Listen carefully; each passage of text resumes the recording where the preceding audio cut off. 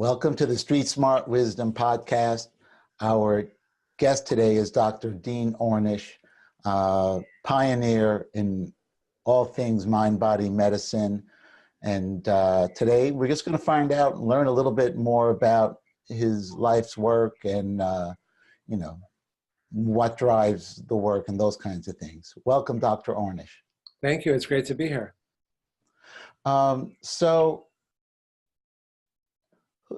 It's kind of a basic question, but who are you? How would you define yourself now? Because you've been doing this a long time, and a mind-body pioneer, or where do you see yourself in the in the scheme of things? I am that. I studied meditation yoga for 40 years with an ecumenical teacher that named Swami Satchidananda. And he said, you're fine until you define yourself. And we get stuck in all these definitions. So some of the ways that I define myself, I'm a clinical professor of medicine at the University of California, San Francisco. I'm the founder and president of the nonprofit Preventive Medicine Research Institute.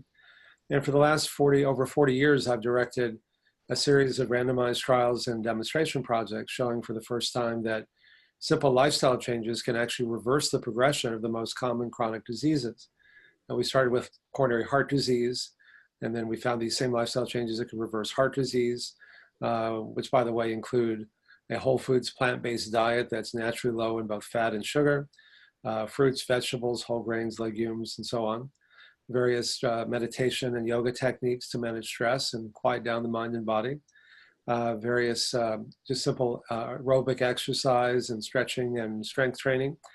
And what we call psychosocial support, which is really love and intimacy, or to reduce it down to its essence, to eat well, move more, stress less, and love more. Boom, that's it. And the more diseases we study and the more underlying mechanisms we look at, the more reasons we have to explain why these simple changes are so powerful and how quickly people can get better in ways that we can measure. And I think our unique contribution has been to use these very high-tech, expensive, state-of-the-art scientific measures to prove how powerful these very simple and low-tech and low-cost interventions can be.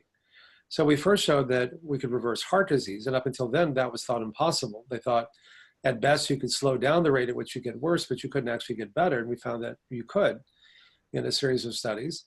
We then found these same lifestyle changes that could reverse heart disease, could reverse type 2 diabetes, high blood pressure, high cholesterol, obesity, could slow, stop, or reverse the progression of men with early stage prostate cancer and by extension, breast cancer. We found that we published a study with Craig Venter that when you change your lifestyle, it actually changes your genes, turns on the good genes and turns off the genes that cause you to get sick. Over 500 genes in just 3 months. That was thought impossible. When I was in medical school, we were taught the only way you can change your genes is to change your parents, which of course you can't do. But it turns out you can turn those genes off and on, which effectively is though you're actually changing them. If you can turn off the bad genes and turn off the good genes, for example, which is what we found. We did a study with Dr. Elizabeth Blackburn, who got the Nobel Prize for her pioneering work with telomeres. And telomeres are the ends of our chromosomes. They're like the plastic tips on the ends of your shoelace that keep your shoelace from unraveling. They actually keep your DNA from unraveling. And as we get older, our telomeres get shorter. And as our telomeres get shorter, our lives get shorter. And the risk of premature death from pretty much everything goes up correspondingly. We found for the first time we could actually lengthen telomeres. And when we published that in The Lancet, they called it reversing aging at a cellular level. And we're now in the middle of a new study, the first randomized trial to see if we can actually reverse Alzheimer's. And that has particular interest for me because my mom died of Alzheimer's and she was brilliant, and just seeing her brilliant mind decay was really disheartening.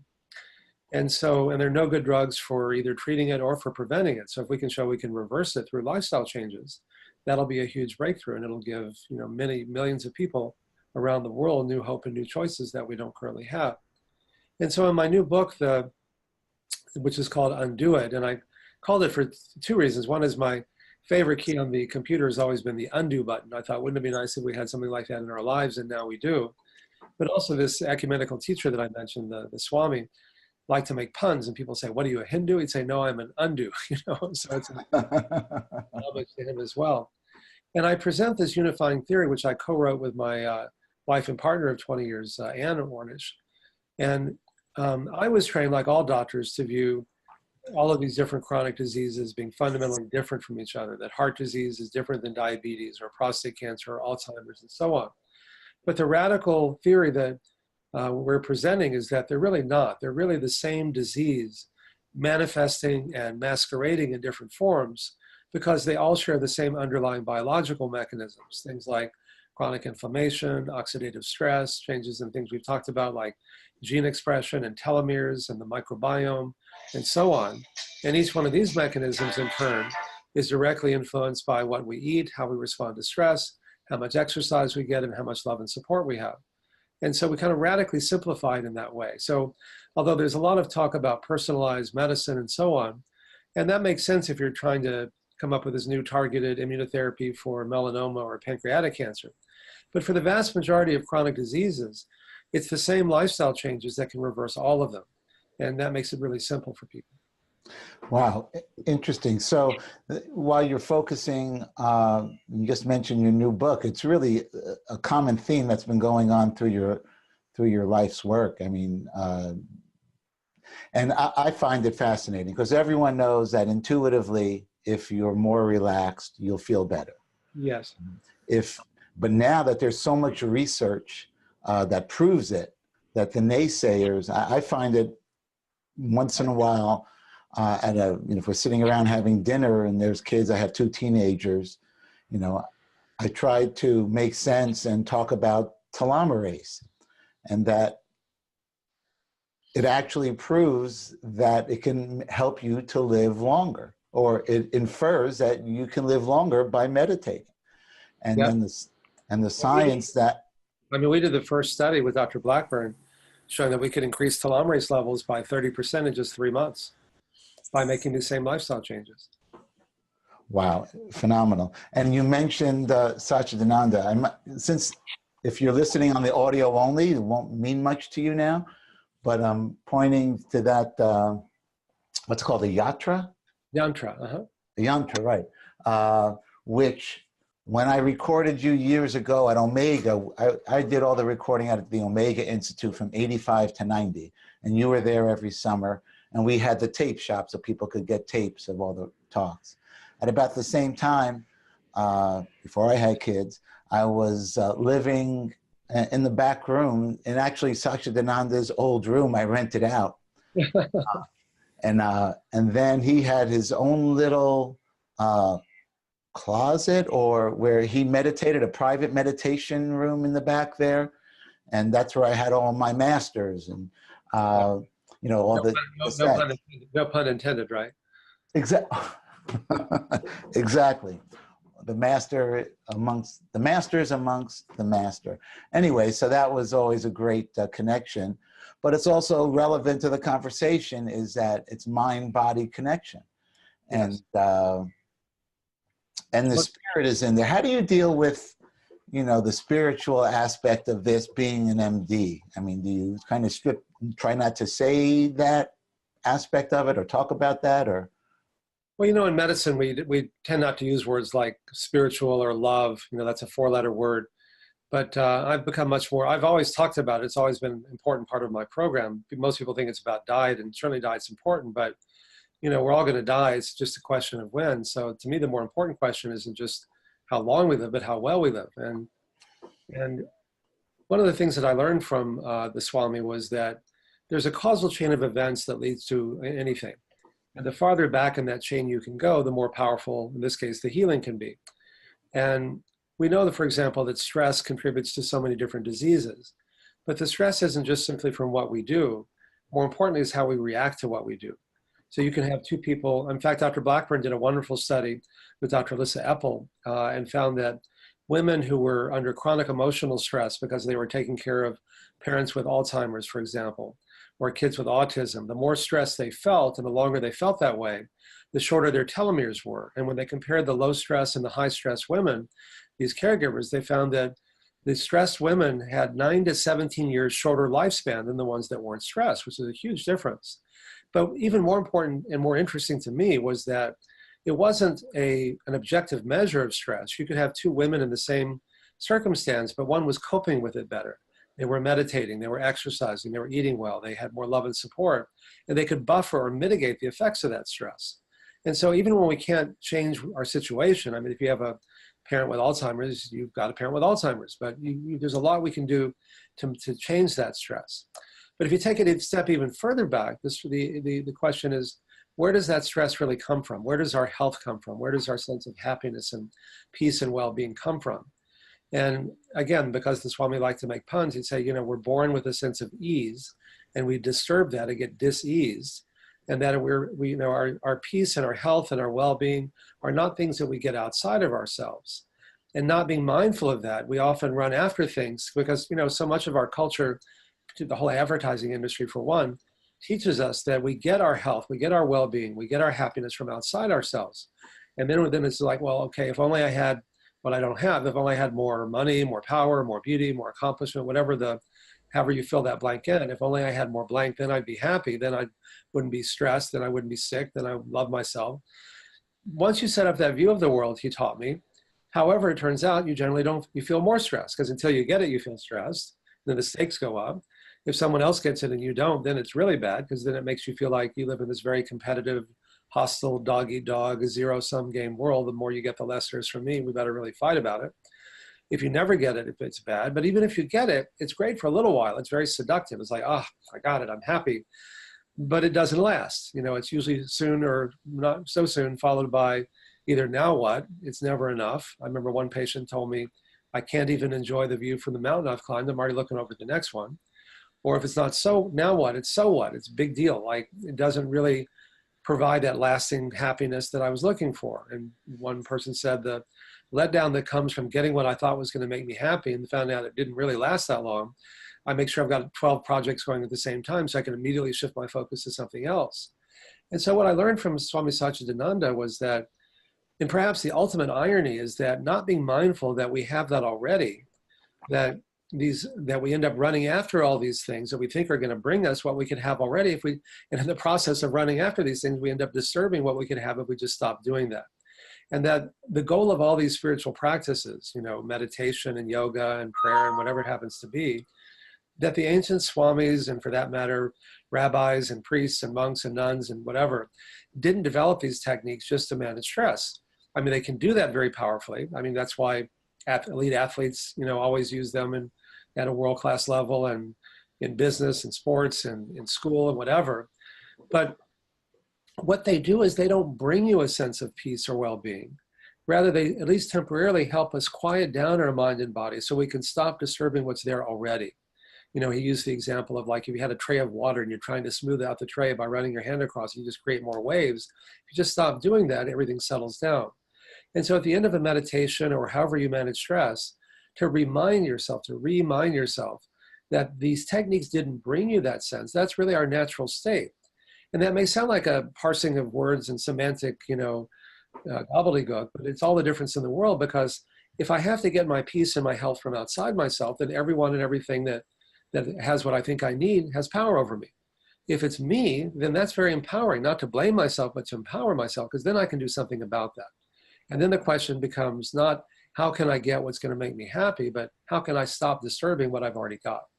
And then I can go out in the world and often accomplish even more, but the intention behind it is very different. It's not like I have to do these things to be happy. I've already got that. I do these things because they're fun. And then by serving others, it really frees me from that suffering as well. Wow, so that it kind of short circuits the dog chasing his tail, and yeah, or he liked to use the example of like chasing your shadow, and the faster you run after it, the more it eludes you. And if you just stop and walk away, you look behind you and it's following you.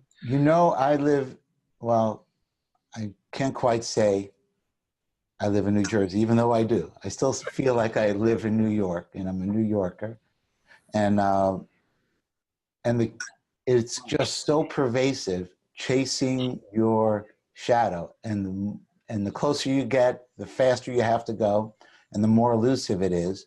Yes. And it's a mindfulness thing. You can miss your life chasing your shadow. And then with all the digital introductions to everything now, it's, and being a parent, you have to be a role model And it just, so much happening. And I don't know if it's specific to cities. Are cities quicker, more fast paced, or is it just? I think it's everywhere. And, it's like the cartoon of the donkey with a carrot on a stick just in front of it, or we put people on treadmills to test them. It's a great metaphor as well. But, study after study have shown that people who are lonely and depressed are 3 to 10 times more likely to get sick and die prematurely from pretty much all causes when compared to those who have a sense of love and connection and community. So I used to call it social support. That's an easier, more medical sounding term, but it's really love. And, when we have these support groups, they're not support groups in the sense of exchanging recipes and types of running shoes. It's more creating a safe environment for people to let down their emotional defenses and just connect with people in an authentic and a deep way. 50 or 60 years ago, that's what most people had in this country. They had an extended family they saw regularly. They had a neighborhood with 2 or 3 generations that grew up together. And they had a church or synagogue or a club that they went to regularly. And or a grandparent that lived in the house or around the corner. 2 or 3 generations of people who live together. And when you grow up in a family like that, they know you, they see you. It's not just, I see your Facebook profile and all these great things. I know where you messed up. I watched you grow up. I saw where you threw that rock through the window, or you were, your demons came out, or whatever it happens to be. And you know that they know, and they know that you know that they know, and they're still there for you. And there's something really primal about being connected, and, authentically, warts and all, as opposed to Facebook, where, in fact, one study that I cite in my new book is the more time you spend on Facebook, the more depressed you are, because it's not an authentic intimacy. People just post their best life, and it looks like everybody has this perfect life but you. It's like, what's wrong with me? How come I'm not, standing in front of the Eiffel Tower, or whatever it happens to be? And so in our support groups, when we encourage people to just speak authentically about what's really going on in their life, it's incredibly meaningful. It's like in that scene from James Cameron's film Avatar, which is really based on an African proverb, I see you, I see all of you. And I think that's the real unmet need. And so in our support groups, it's not about just staying on the diet. It's about somebody can say, I may look like the perfect father, but, my kid's really messed up. And someone else can say, my kid's messed up too, or I'm messed up, or whatever it is. And suddenly it doesn't change the fact the kids having problems, but all the shame and guilt and loneliness and isolation that goes along with that is such a relief. And then it frees up a lot of emotional resources that you can then address these issues in much more constructive ways that don't cause you to get sick in the process. And it also stops the science behind it. It stops the stress hormones being fired and triggered. And so you can have a chance to heal. And you know what? Most of the time on Facebook, being vulnerable does not get you more shares. No. Being your authentic self, maybe, but it's a lot more likely to be more popular if it's in front of a canyon or a waterfall or something. There's a huge market. I've actually talked to the people at Facebook about, creating an authentic Facebook. I think there's a huge opportunity for someone to do that. But, that's the primal unmet need, is that sense of connection and community. And that's why, when you feel that, you're much more likely to make and maintain lifestyle choices that are life-enhancing than ones that are self-destructive. And so what I learned from the Swami is that meditation will allow you to quiet down your mind to experience that sense of peace and well-being. If you take it even deeper, you can listen to your own inner Swami, your inner teacher, your still small voice within, whatever name, the God within, whatever name you give to that. It's that voice that speaks very clearly but very quietly. It gets drowned out by the chatter of everyday life. It's the one that wakes me up in the middle of 3 in the morning and says, hey, Dean, listen up, pay attention. So I've learned that at the end of a meditation, when my mind is more quiet, to listen to that voice and to say, what am I not paying attention to that I need to hear? And all of my best ideas and my most creative things have come from that place. All those studies that I've done really came from that place, and then I could reverse engineer to see if I could prove that. And the same, if you take it even further, it gives you a transcendent experience that on one level we're separate, you're you and I'm me, and we can enjoy having this conversation.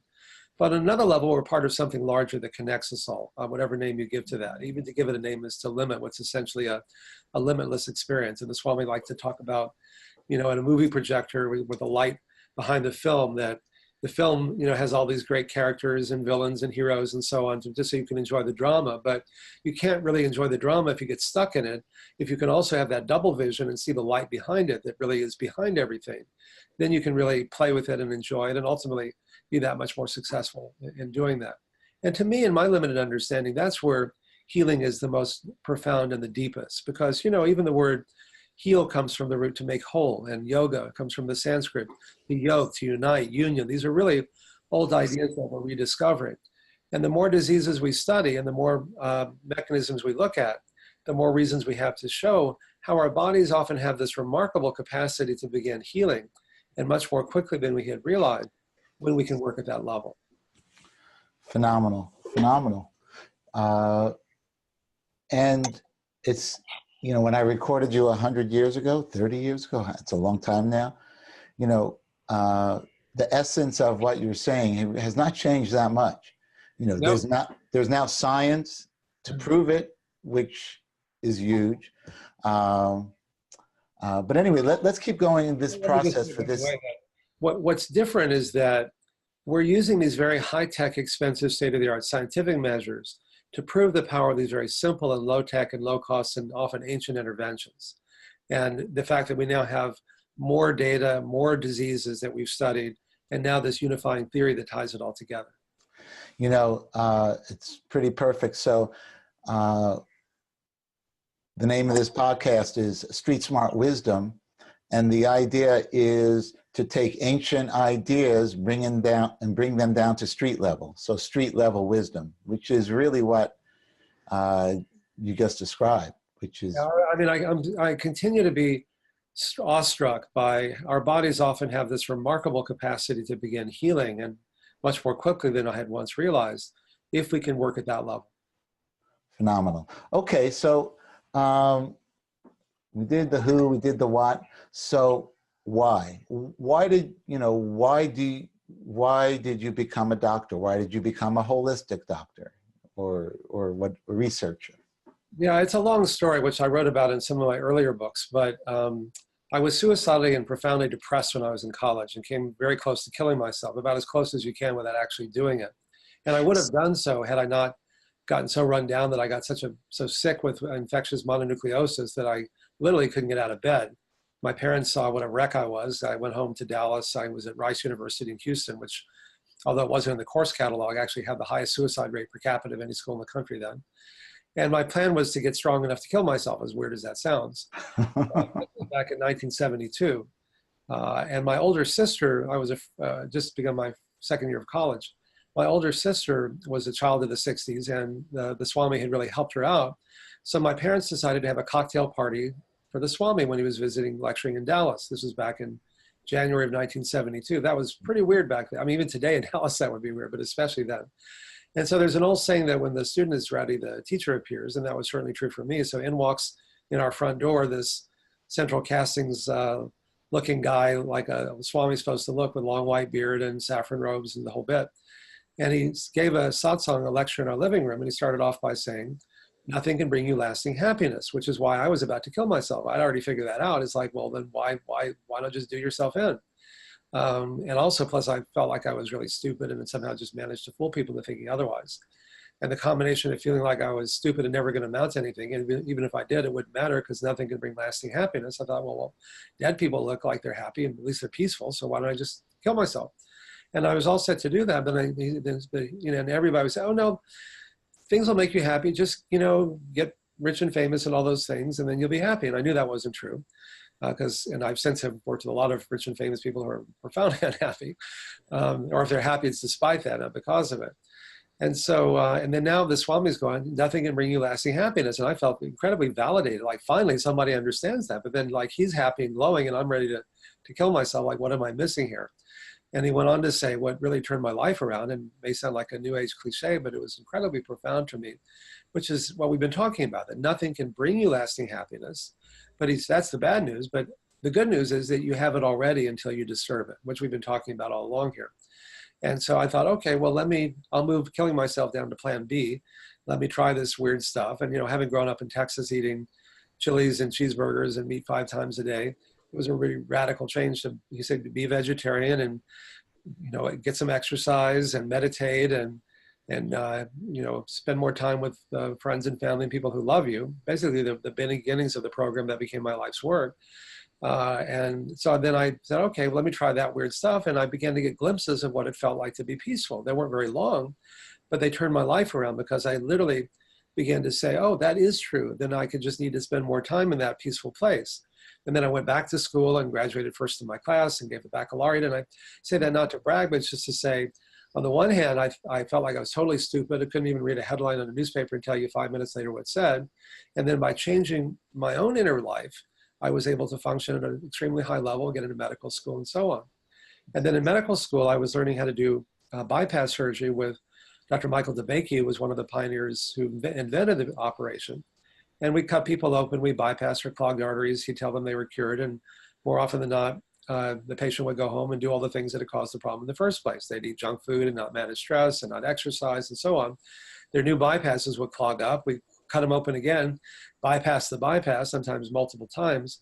And so for me, bypass surgery became a metaphor of an incomplete approach, that we're literally bypassing the problem rather than treating the cause. And the Swami was treating the cause. So I wondered what would happen if we treated the cause. And one of the nice things about going to medical school in Texas is that it's like, oh, you got this weird idea, go for it. It won't work, but you'll learn something. So the chief of medicine donated the tests, and the chief of cardiology referred patients. And I went to every hotel in Houston, and the Plaza Hotel, which isn't even there now, donated 10 of its rooms to us for a month and put 10 men and women who had really bad heart disease, and they got better. And they not only felt better, but they were better in ways we can measure. And that kind of set me off on my life's journey to be doing this work. Amazing, phenomenal. So, and by the way, it also taught me that when you're in pain, when you're suffering, there's an opportunity for transformation that goes beyond just, making the pain go away. and that's, and sometimes, when you're in a challenging situation, that's the challenge, is to find the lesson or to find the peace, in the challenging situation somehow. Yeah, Now, as a doctor, I wasn't trained to see that as an opportunity. I was trained to kill the pain, bypass it, numb it, whatever. And so we have a sacred privilege as doctors to be able to work with people when they're suffering, because there's an openness to change. It's like, change is hard, but if you're hurting enough, suddenly the idea of change becomes more appealing. And one of the reasons I spent over 40 years doing research is that it shows people that, and raises awareness that if you're willing to make these changes, your pain is likely to get better or go away, and you can begin to heal. And suddenly all this weird stuff like diet and exercise and meditation, it's like, well, that's kind of weird, but okay, let me go for it. And then now Medicare and other insurance companies are covering my program in hospitals and clinics. phenomenal.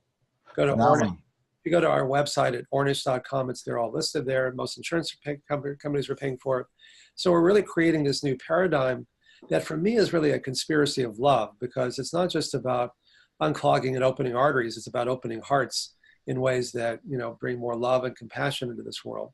And, and the same diet and lifestyle changes that are good for you are good for the planet. More global warming is caused by livestock consumption than all forms of transportation combined.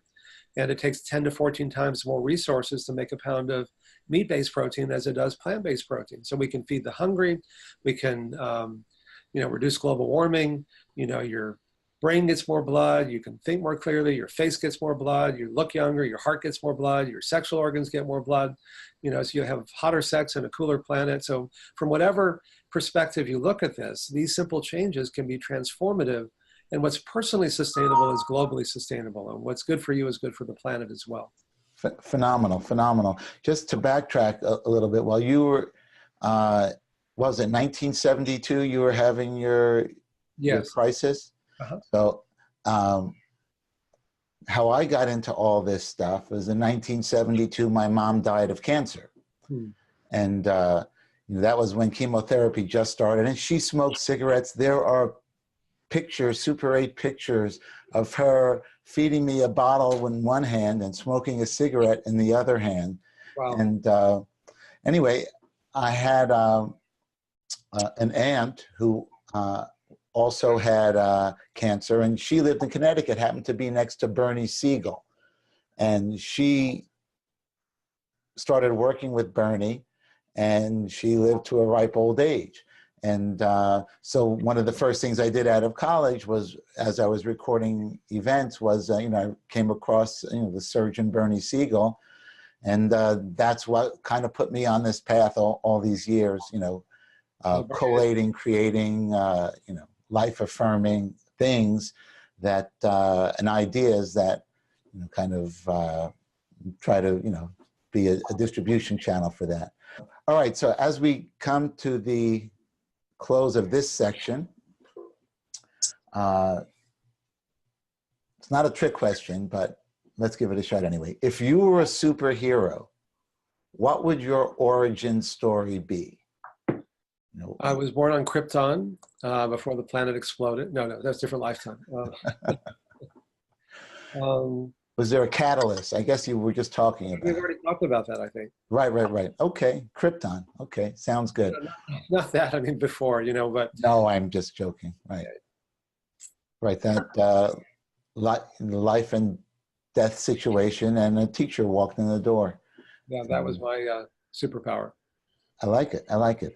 Okay, so we'll wrap up this section for now. So thanks so much for being here, and remind us how people can find you listening to this podcast. Well, my new book is called Undo It, which my wife co-wrote with me. We've been together now for 20 years, working together. And our website is ornish.com. Everything on there is free, lots of information.